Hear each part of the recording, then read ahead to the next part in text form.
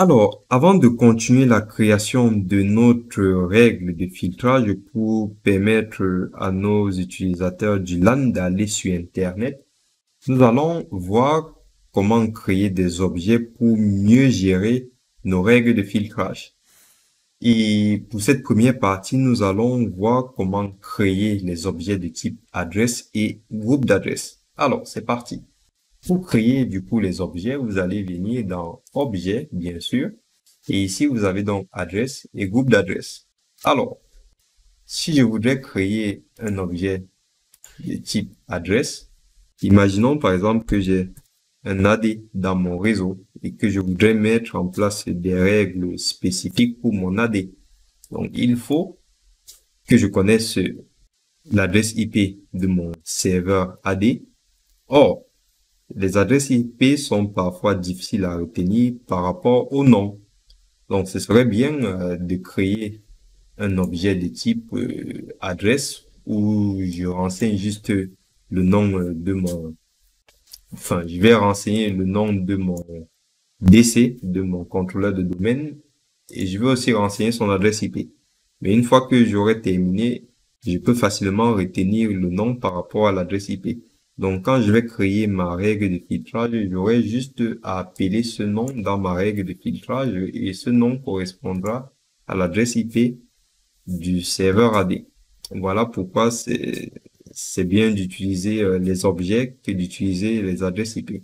Un autre exemple, si je voudrais mettre une règle de filtrage sur une plage d'adresses, soit je renseigne toutes les adresses IP lorsque je crée ma règle de filtrage, soit je crée déjà la plage et ensuite, quand je crée ma règle de filtrage, j'ai juste à appeler la valeur de la plage d'adresse dans ma règle de filtrage.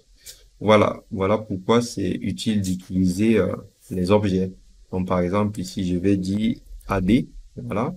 Et ici, je lui donne l'adresse IP de mon AD. Je dis par exemple que c'est 172.16.2.250.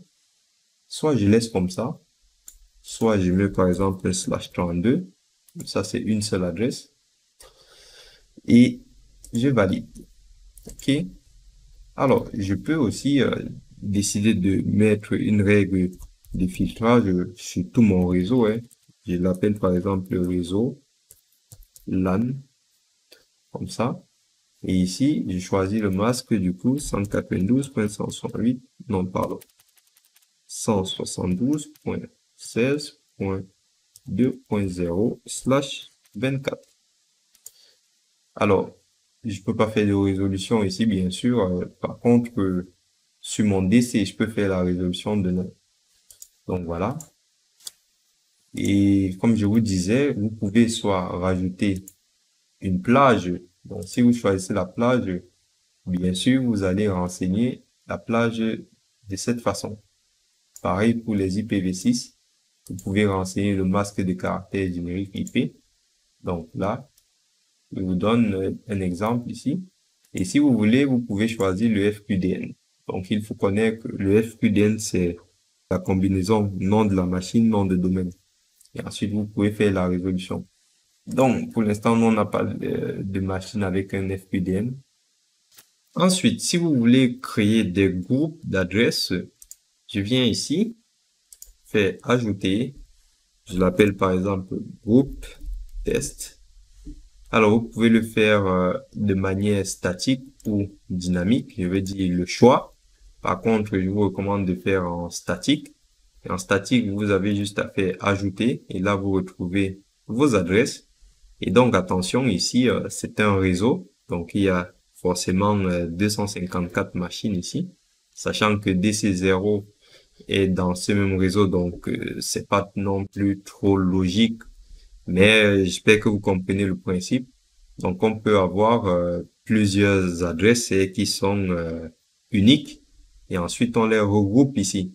Alors, faites par contre attention parce que il y a la notion de zone.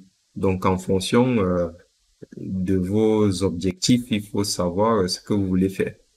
Si vous mélangez des adresses qui ne sont pas dans la même zone, et que vous créez un groupe pour mettre dans une règle de filtrage, ça risque de ne pas marcher. Donc, faites bien vos choix. Sinon, voilà comment on crée un groupe. Donc, je prends juste pour vous montrer. Et voilà, nous avons créé un groupe. Ok, je vous dis à tout de suite pour poursuivre avec d'autres objets.